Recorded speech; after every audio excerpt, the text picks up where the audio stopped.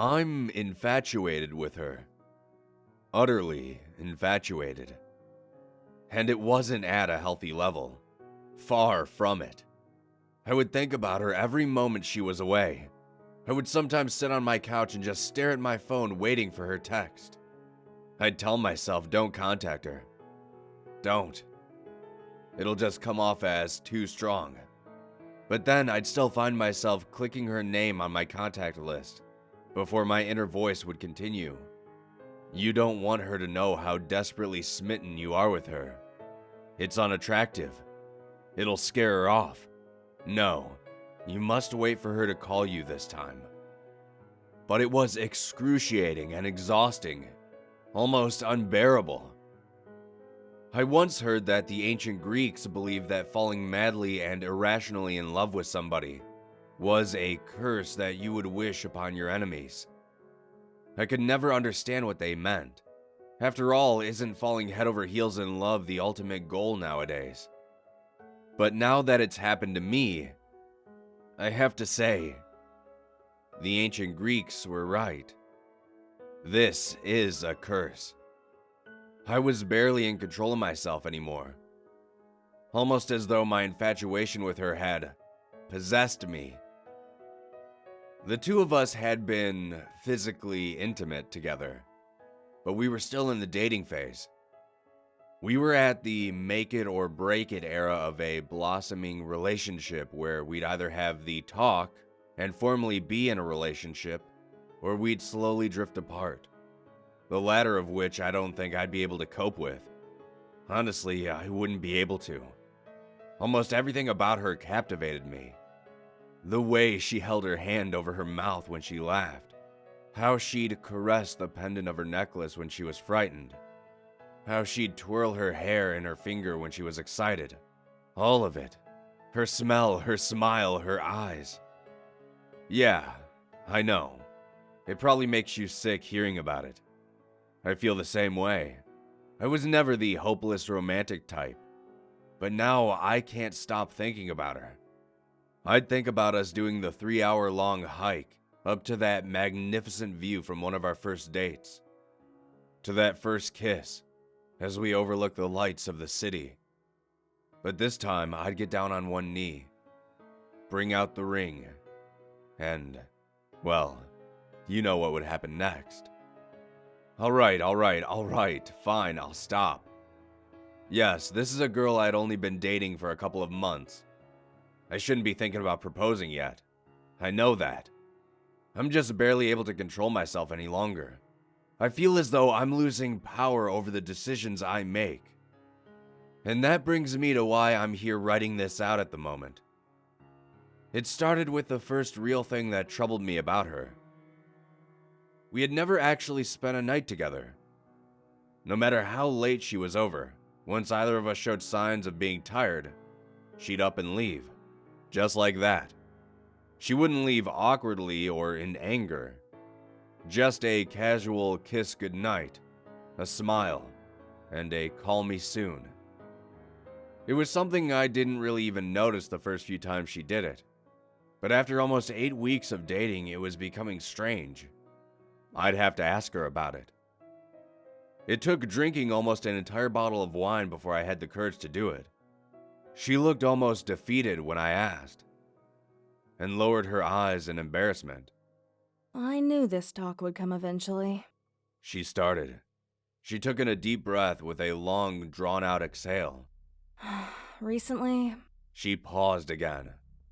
I've started talking in my sleep. She shook her head in embarrassment. It's called somniloquy. I looked it up. I shrugged and laughed about it. My demeanor seemed to say, "That's it?" No, Steven, listen. She said. She wasn't laughing. It's bad. It's completely out of control. It's not just random words or gibberish. No, it's horrible. I say horrible, disgusting things. She was starting to raise her voice, breath heavy and tearing up. I approached her and embraced her. I told her it couldn't be that bad. I told her to spend the night. I told her she was probably exaggerating.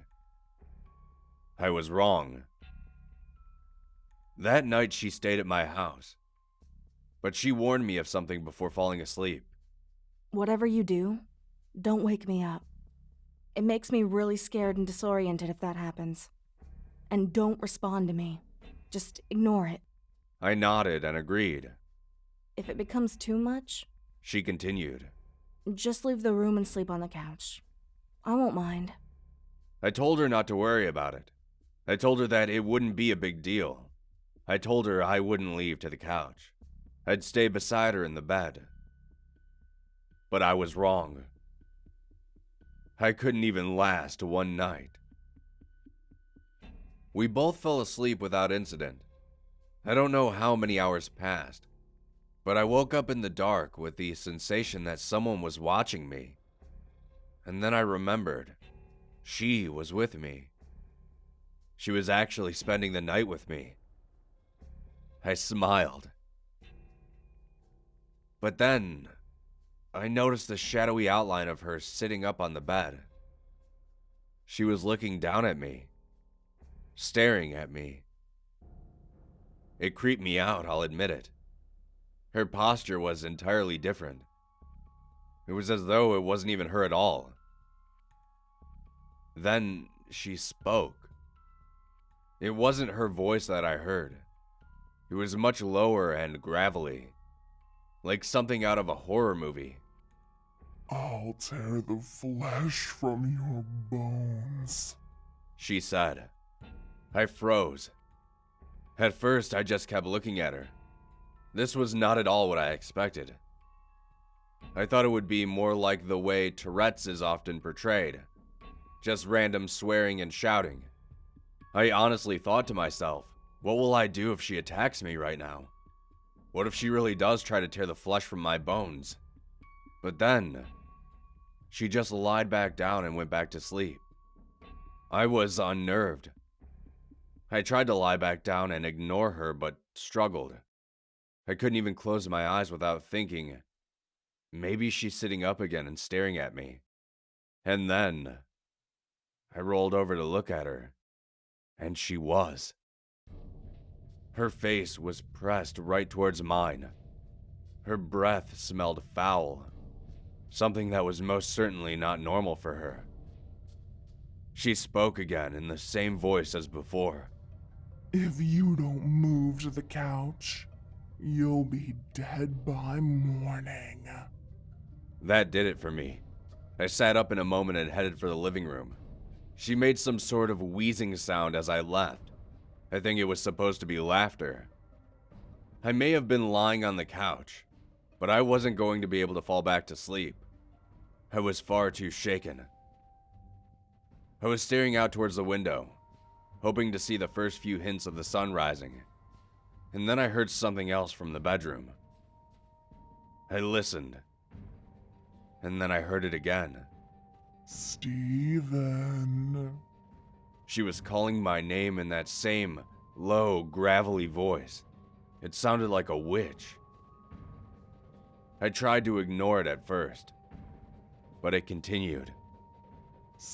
Steven. Still, I said nothing. I know you can hear me, Steven. You're awake now. Why don't you come back into the bedroom? The voice barely sounded human. Or maybe you'd prefer if I come to you? Still, I didn't say anything. I was told not to, but I listened.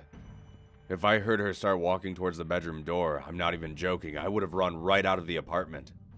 But she had asked me not to respond to her sleep talking, so I didn't.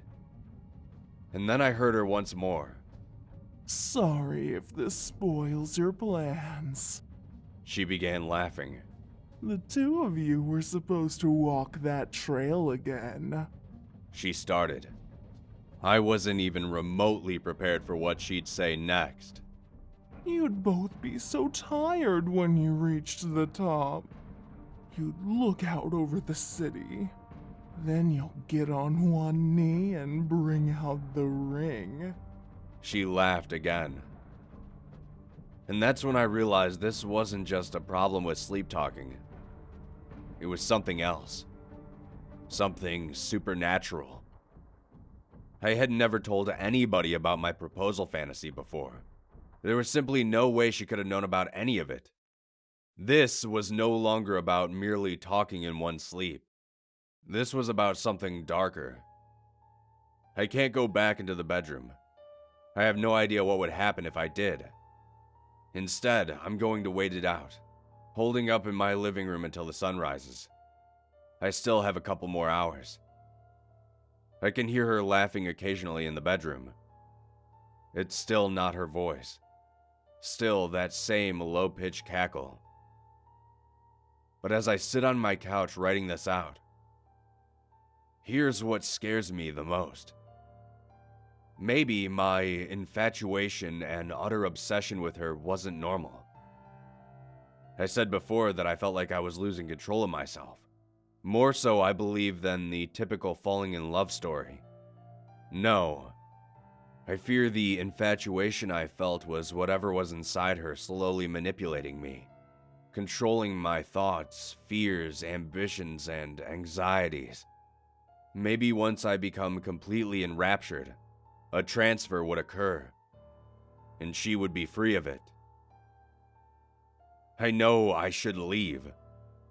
That I should open the front door, get into my car, and drive away from here. But I can't. I can't leave her. I've already lost control. I'm infatuated with her. Utterly infatuated.